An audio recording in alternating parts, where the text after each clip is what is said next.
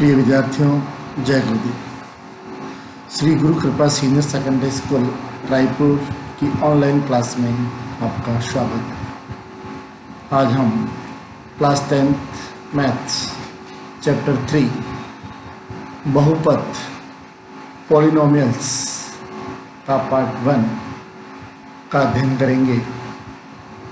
पिछली क्लास में हमने चैप्टर 2 रियल नंबर्स की एक्सरसाइज 2.4 कंप्लीट की थी। आप सब लोगों ने काम कर लिया होगा। अब हम आज नया चैप्टर पॉलिनोमियल्स शुरू करते हैं। पॉलिनोमियल्स के लिए इसका थोड़ा पूर्व ज्ञान पर प्रकाश डालते हैं। इसके लिए सबसे पहले हम टॉपिक लेते हैं बीजीय व्यंजक। नाम सुना है आपने, पढ़ा हुआ है आपकी कंप्लीट। क्या होता है बीजीय व्यंजक? बीज होते हैं आपके एक्स और वाई जेड, जो चर लेते हैं आप, ये सब बीज कहलाते हैं। और बीजीय व्यंजक, इन बीज और अंकों से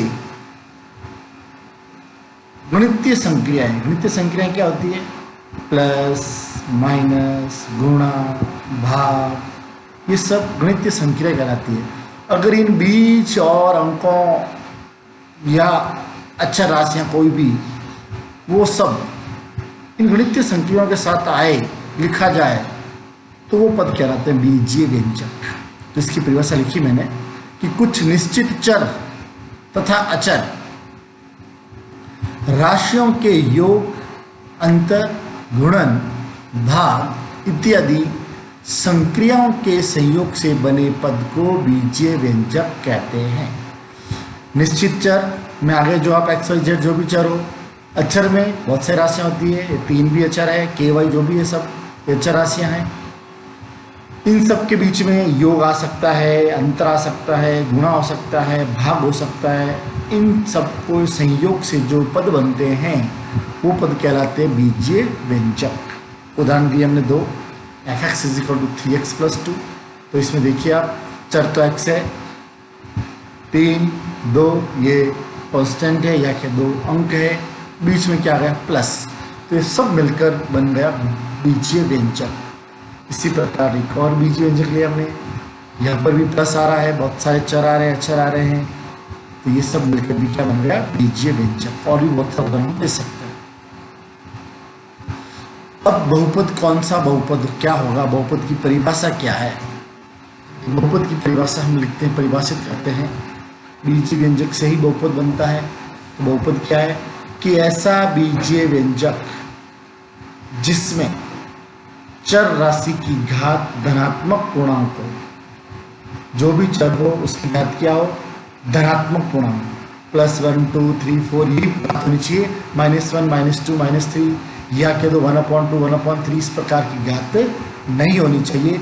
धनात्मक पूर्णांक है तो बहुपद है। धनात्मक पूर्णांक के अलावा ऋणात्मक पूर्णांक भी है या कोई परिमेय संख्या है तो भी वह बहुपद नहीं कहलाएगा। नंबर 2, पदों की संख्या सीमित, निश्चित पद होना चाहिए। पदों की संख्या निश्चित होनी चाहिए। ऐसे नहीं कि अप टू डैश अनंत तक चल रहे हैं, ऐसे बहुपद नहीं कहलाएंगे। बहुपद में तो पदों की संख्या जो भी है, कितनी भी हो सकती है, पर निश्चित होगी।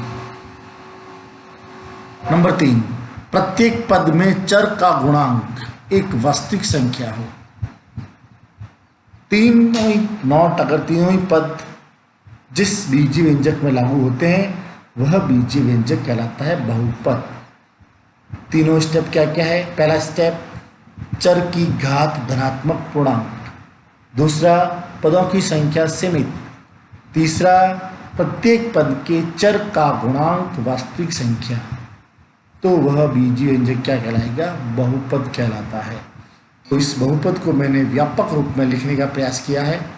तो fx व्यापक रूप है इसका a0 + a1x + a2x² + up to dash plus an(x⁴n). तो यहाँ देखिए आप, up to dash at last में अप टू डैश नहीं आ रहा है, लास्ट में खत्म हो गया ये। तो यहाँ पदों की संख्या सीमित हो गई।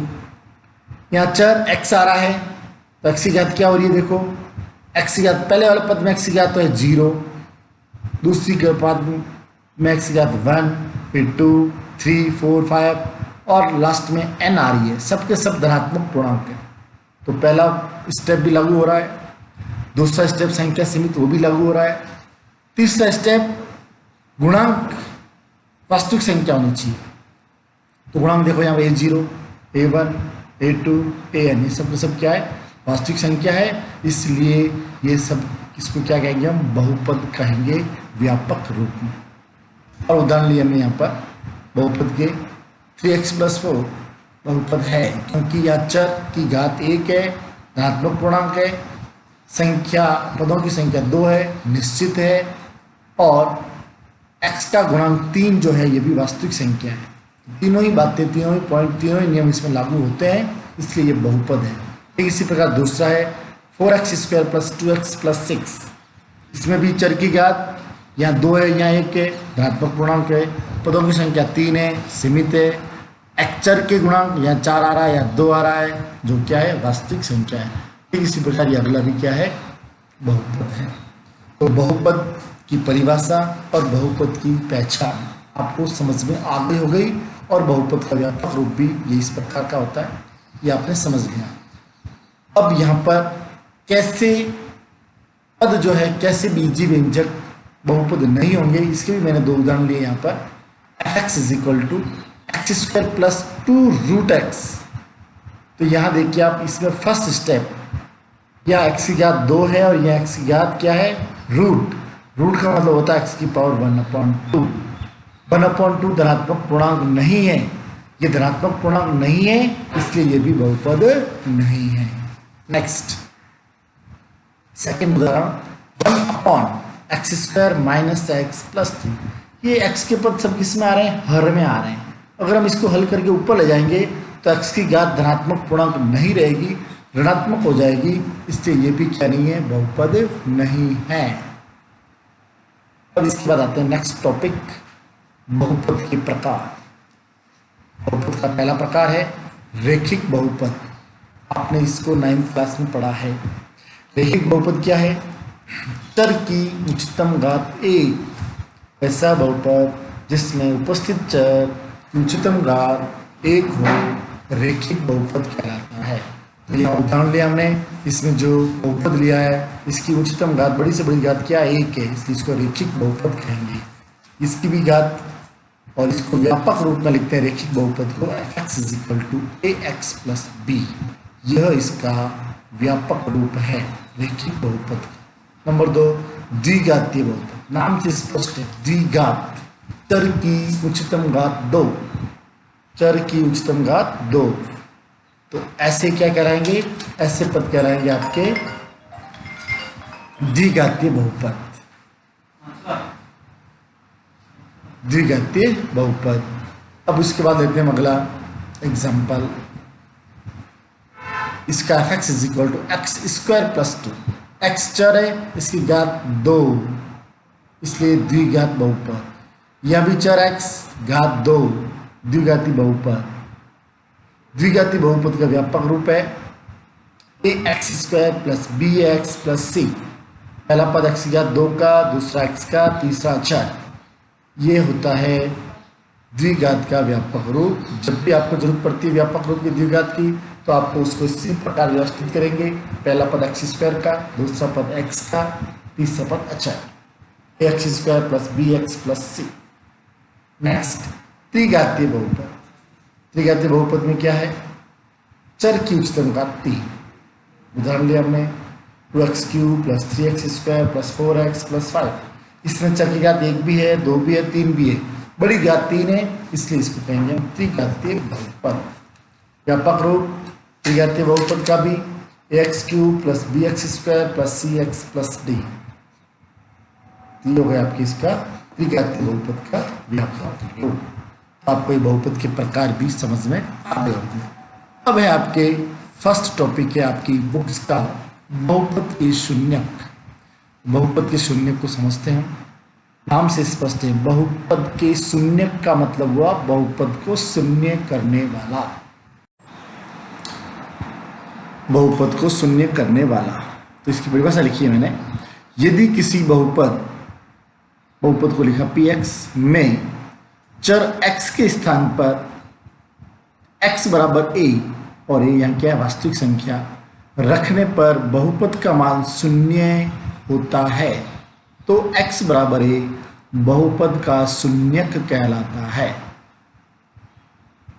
बहुपद का शून्य दोबारा समझ लीजिए क्या होता है। बहुपद के मान को शून्य करने वाला मतलब चर का वह मान जिसे बहुपद में चर के स्थान पर रखने पर बहुपद का मान शून्य हो जाता है, वह मान बहुपद का शून्यक कहलाता है। उदाहरण के लिए मैंने एक उदाहरण लिया है, बहुपद px = x - 2 और यहाँ मैंने x बराबर 2 रखा है x के स्थान पर और देखा हमने यहाँ पर इसका मान क्या हो गया 0। x बराबर 2 रखने पर बहुपद का मान 0 हो गया, इसलिए x बराबर 2 बहुपद का शून्यक कहलाता है। अर्थात बहुपद का शून्य ज्ञात करने के लिए हमें क्या करना पड़ता है, बहुपद के मान को 0 के बराबर करना पड़ता है। तो आपको यहाँ से ये समझ लेना चाहिए कि जब भी हमें बहुपद का शून्यक ज्ञात करना हो तो हम सबसे पहले दिए गए बहुपद को 0 के बराबर रखेंगे। 0 के बराबर रखकर पक्षांतरण कर या गुणनखंड कर जैसी भी स्थिति होगी उस विधि से हम उसको हल करेंगे।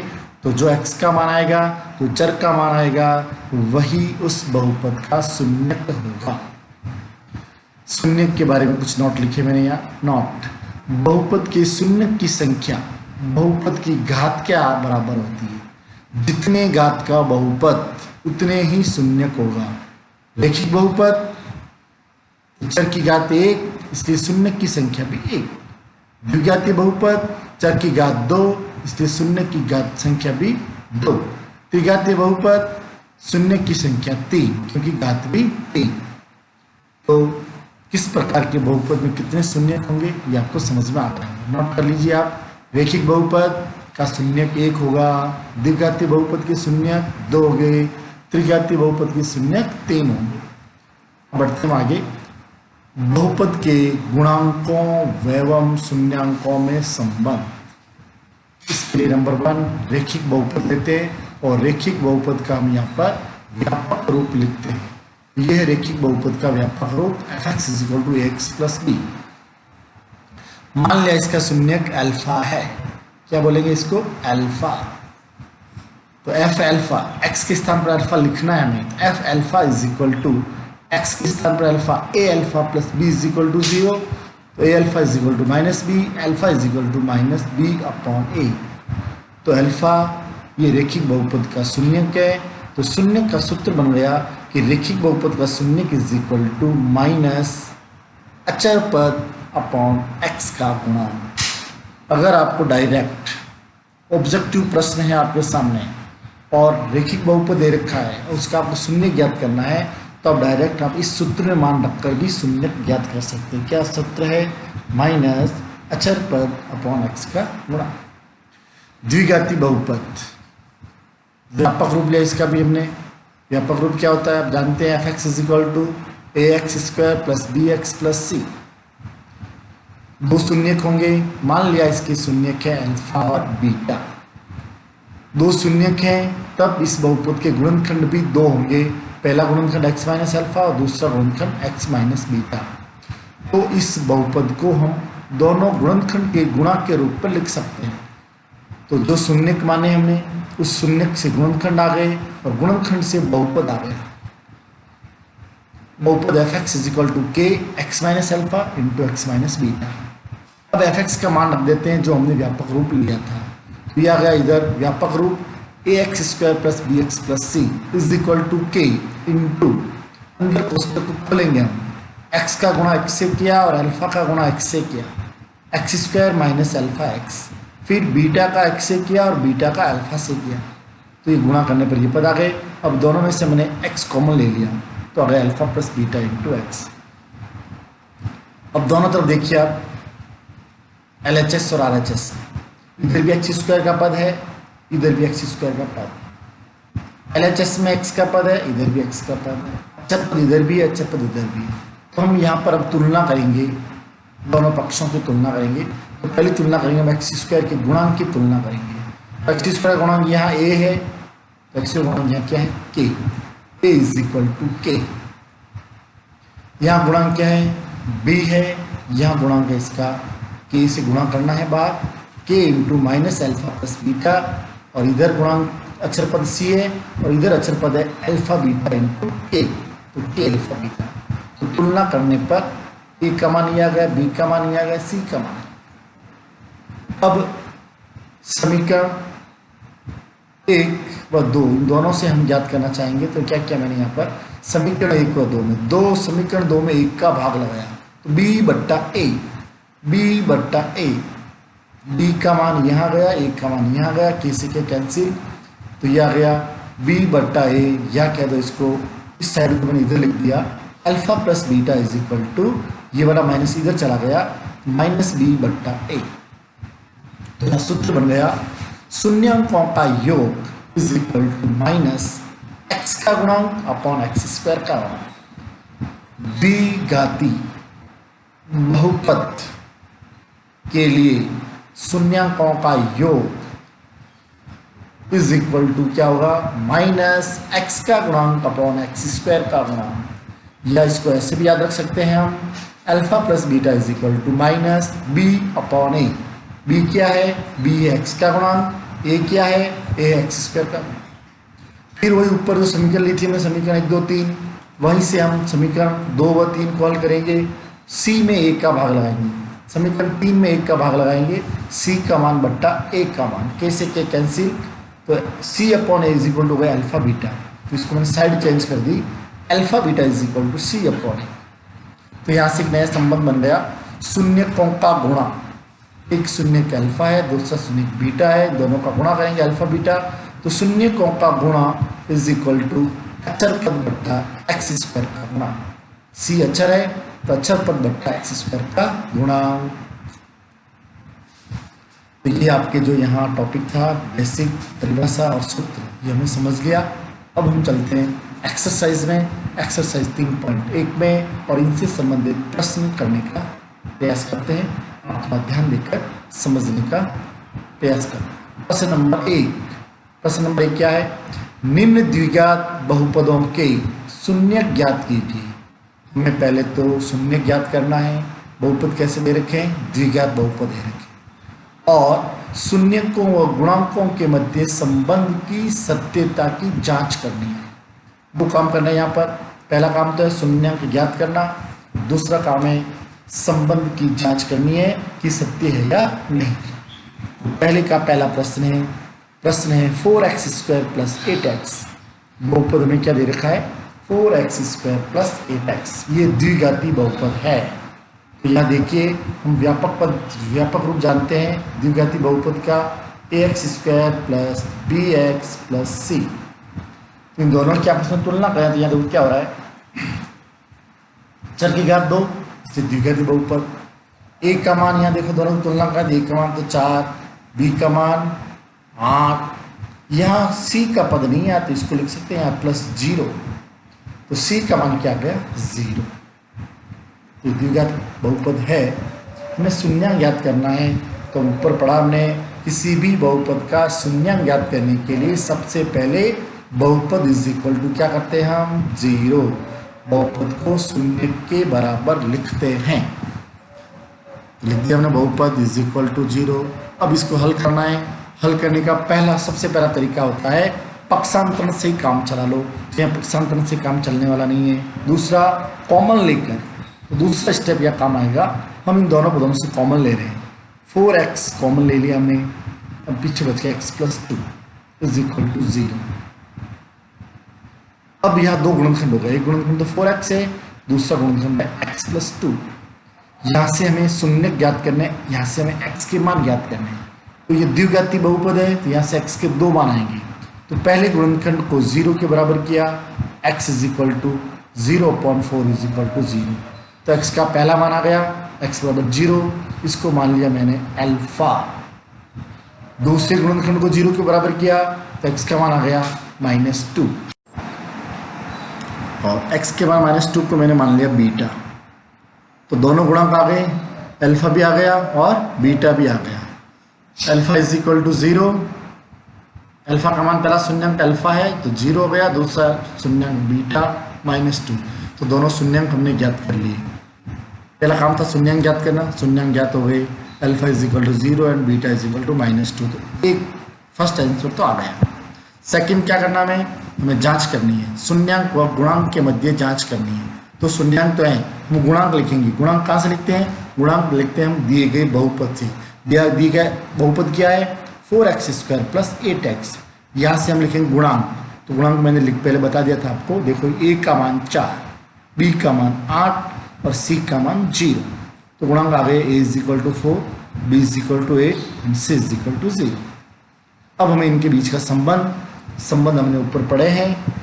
द्विघातीय बहुपद के गुणांक व शून्यांक में संबंध, दो संबंध पढ़े थे। पहला संबंध क्या पढ़ा? देखो आप, पहला संबंध पढ़ा हमने alpha plus beta is equal to -b/a। दूसरा संबंध पढ़ा हमने अल्फा बीटा, दूसरा संबंध पढ़ा हमने अल्फा इंटू बीटा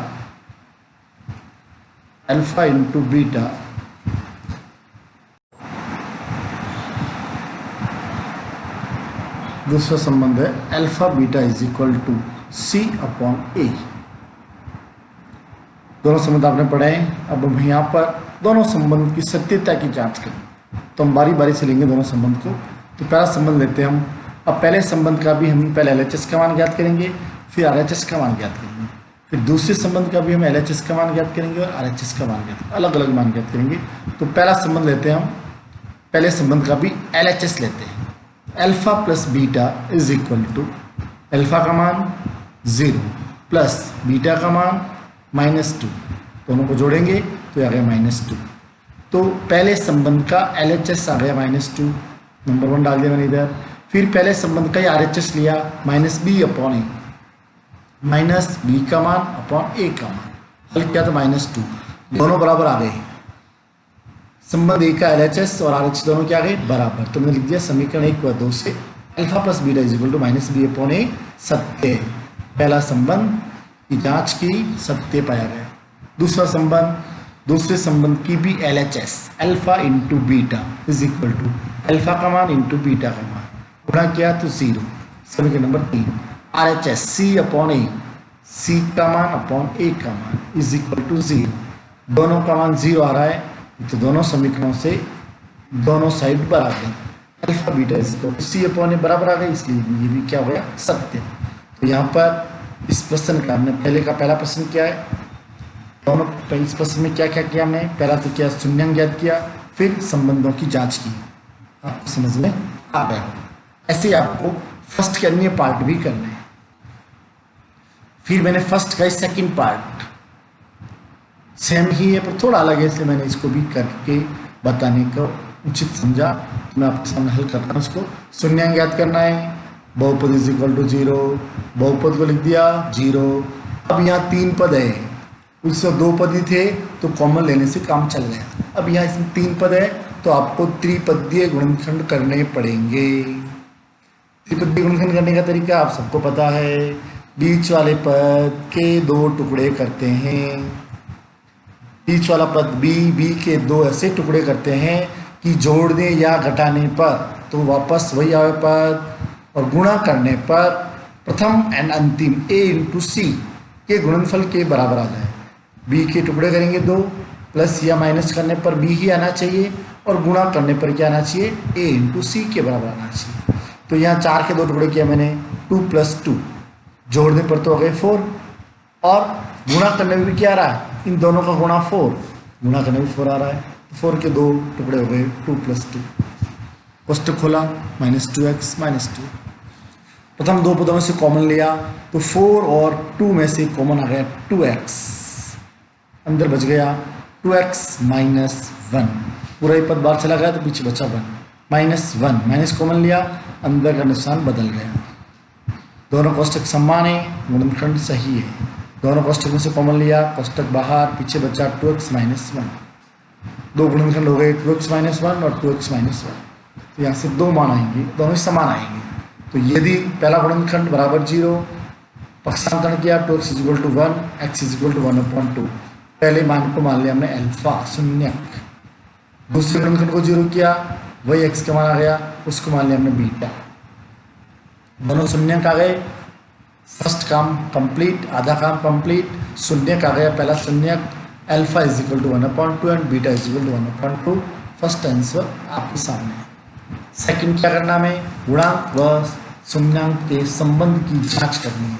तो हमें गुणांक लिखना है। गुणांक कहाँ से लिखना है, बहुपद से लिखना है। बहुपद क्या है, बहुपद है 4x² माइनस 4x प्लस 1।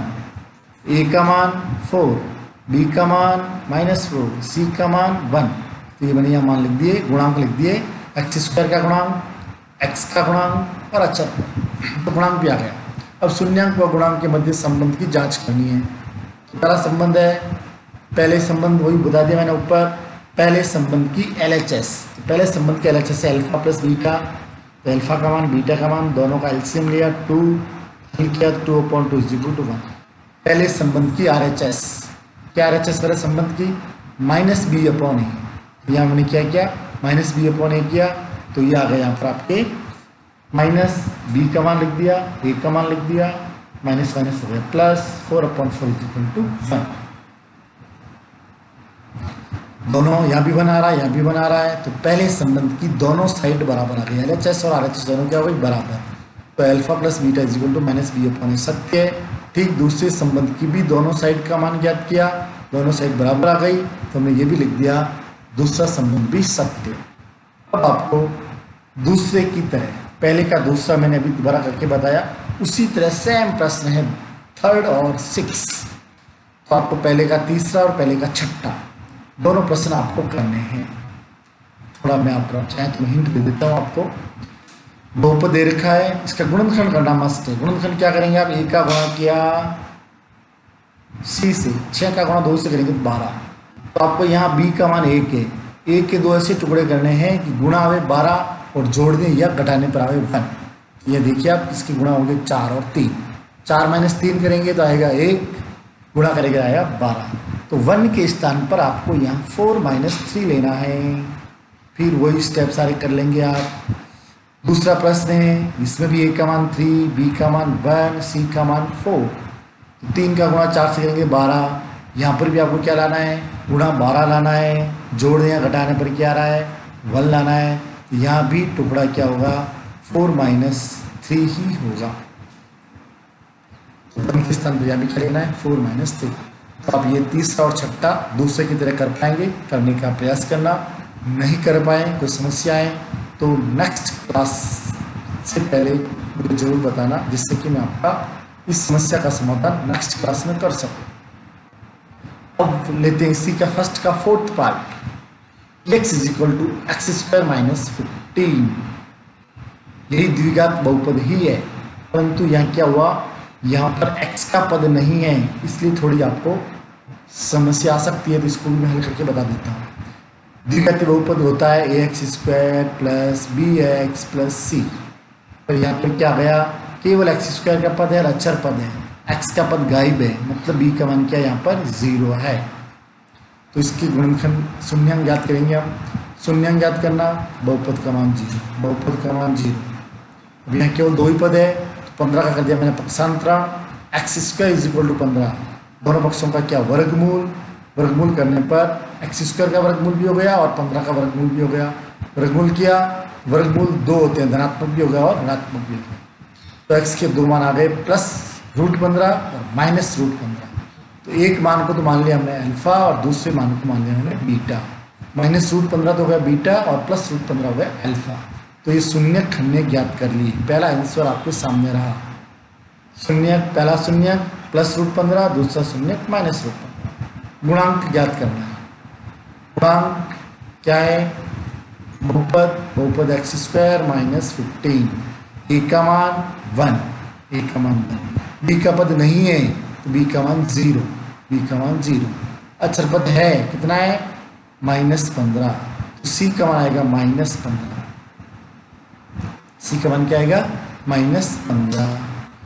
यह आ गया alpha plus beta is equal two plus alpha का मान और बीटा का मान, दोनों को जोड़ दिया तो ये आ गया 0 माइनस, ये तो अब प्रथम संबंध का LHS 0, RHS से मान रखते हैं -b/a, माइनस b का मान 0, तो ये भी हो गया 0। तो प्रथम संबंध की दोनों साइड बराबर आ गई, संबंध सत्य। दूसरा संबंध की LHS अल्फा इंटू बीटा गुणा किया तो आ गया बी, गुणा किया तो क्या यहाँ आया -15, क्या यहाँ पर गुणा करने पर -15। फिर C अपॉन ए, C का मान -15 बट्टा 1, तो ये भी आ गया -15, यह भी -15, यह भी -15, दोनों मान वैल्यू आ गई बराबर, तो यह लिख दिया alpha beta is equal to C upon A. दूसरा संबंध भी सत्य। तो ये प्रश्न हो गया कंप्लीट। अब चलते हैं नेक्स्ट प्रश्न में। बच्चा इसका एक और भाग बच गया, पांचवा भाग। रूट का पद आ गया है, इसलिए मैं ये भी आपको समझाने का प्रयास करूंगा। बहुपद x² माइनस √3 + 1x + √3, शून्य याद करना, वही बहुपद इज इक्वल टू 0, बहुपद इज इक्वल टू 0। गुणनखंड यहाँ कर रखे हैं, आपको दो भाग करने की जरूरत नहीं है, इसके दो टुकड़े किए हुए हैं, दो पद है ना, ये दो टुकड़े कर रखे हैं। कोष्ठक खोलेंगे हम पहले इसको, तो माइनस का गुणा करेंगे तो -√3x, माइनस का गुणा किया तो -1x + √3। तो कोष्ठक खोला हमने, तो यह आ गया -√3x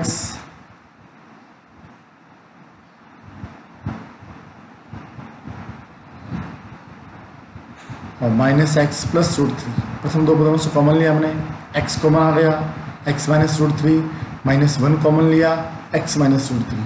दोनों कोष्ठक सेम आ गए, गुणनखंड सही है, दोनों में से कोष्ठक बाहर, या बचा x, या बचा -1।